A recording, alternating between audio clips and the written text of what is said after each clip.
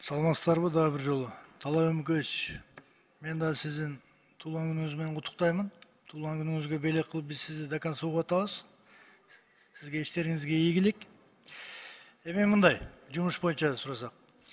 Мыйзам долбоору бул эми инвесторлорду тартуу максатында негизинен турат. Жеңилдетүү боюнча лицензиялап, порядкалап, тартипке салып, муну толугу менен колдойбуз. Талай Үмүкөч, сиз айтыңызчы, мына министр катары Нарын гидроэнергия курулуш деген ишкана бар эле. Акционерный общество 100% акциясы 2010 жылы улутташтырылган. Ошону мен билгенден канчада миллиард карыз деп соцфондко бүт техникаларын ареске коюп коюшкан. Ошол кезде. Анан кийин электростанцияга мынча карыз, тиге мынча карыз деп уникалдуу мамлекетте жалгыз ГЭС кура турган, мына ГЭС боюнча көбүрөөк тема козголуп атат.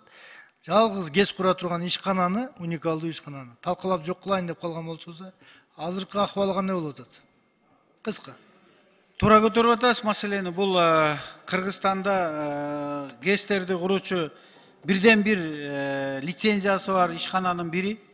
Мындан башка андай чоң ишкана жок ГЭСтерди курганга.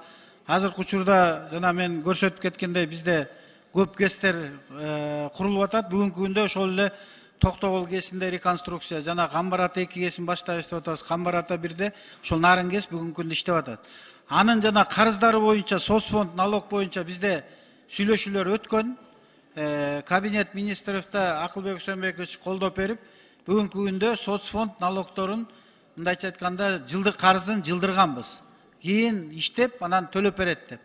Анан жана электр энергия карызы боюнча азыр эч бир бизден электр тармактары аларды өчүрүүлөрдү кылбайт.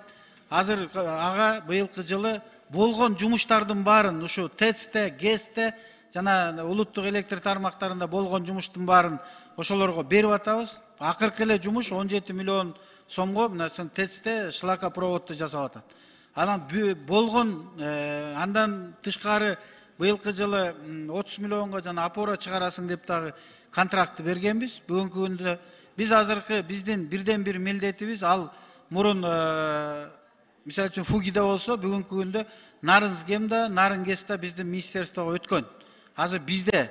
Ошон үчүн менин бирден бир милдетим муну таптаза кылып, астыда курула турган ГЭСтерге подрядчик кылып кириш керек да. Бүгүнкү күндө ишмердүүлүгү жүрүп атат. Мурун арест коюп эле налогтор акчасын алып койчу, азыр андай жок. Азыр улам тапканынан акчасын төлөп кутулуп келатат. Талай Үмүкөч, ал жерде өтө чоң мафия жатат да. Мисалы Камбар ата 2нин курулушуна Нарын ГЭСти башкы подрядчик кылып мамлекет тандап алгандагы, бирок Нарын ГЭСтин лицензиясы менен жумуш алынат. Мисалы жана туннелдердин ичинде бетонный инъекция деп коет, сиз түшүнөсүз. Ошолордун бардык жумуштарды частный порядке башка фирмаларга субподрядка берип койчу да. Бул жерде чоң акчалар электрический станцияда ошол кезде менен фамилияларын айтпай эле коеюн, эртең мени сотко берип түшпөсүн. Бирок ошол кездеги министр, финансыны караган финансовый директор деп коет, электрический станцияда бардыгы доляда болчу. Байкуш Нарын ГЭС ишканасына жөн эле контракт эле бар, генеральный подрядчик деген. А так жумуштун бардыгын субподрядтарга өткөрүп берчү. Алардын крышалар ким экенинен бери эгерде кызыксаңыз, мен айтып бермекмин. Азыр андай акыбал жок бул жерде. Камбар ата 1 не болуп атат өзү? Мындай курулуп атпайбы? Андай акыбал жок. Өзүнүн колунан келбегенин, мына сиз айтып аткан жана туннелди подрядка берди. Анан калган иштерин азыр өзү иштеп атат. Андан тышкары азыр ошол жанагы Камбар ата 1ге бөлүнгөн 1,5 миллиард сомдун эсебинен аз дагы техника алган атат. Жаңы өзүнө техника алган атат. Эми сиз туура маселе көтөрүп атасыз. Мунун менин бирден бир как министр милдетим аны ошол жанагы долговой яма карыздан чыгарышым керек да. Талай Үмүкөч, ал ишкананын дебиторкасы эле миллиардтап жатмак. Жана Аларчинский ПМК тиги бу, менде маалыматтар боюнча. Билесиз да, жакшы. Менде бул маалыматтардын бардыгы бар.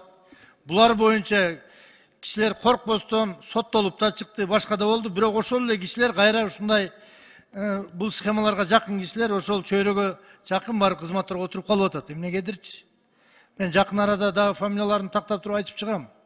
Талай Үмүкөч, бул жерде президентибиз баш болуп, бардыгыбыз ушу мамлекетке Биз энергетикалык независимый мамлекет болобуз десек, ушу камарата бирлерди, чоң проекттерибизди таза кишилер менен жакшынакай кылып коррупциялашкан эмес болуп куруп алышыбыз керек. Туурабы?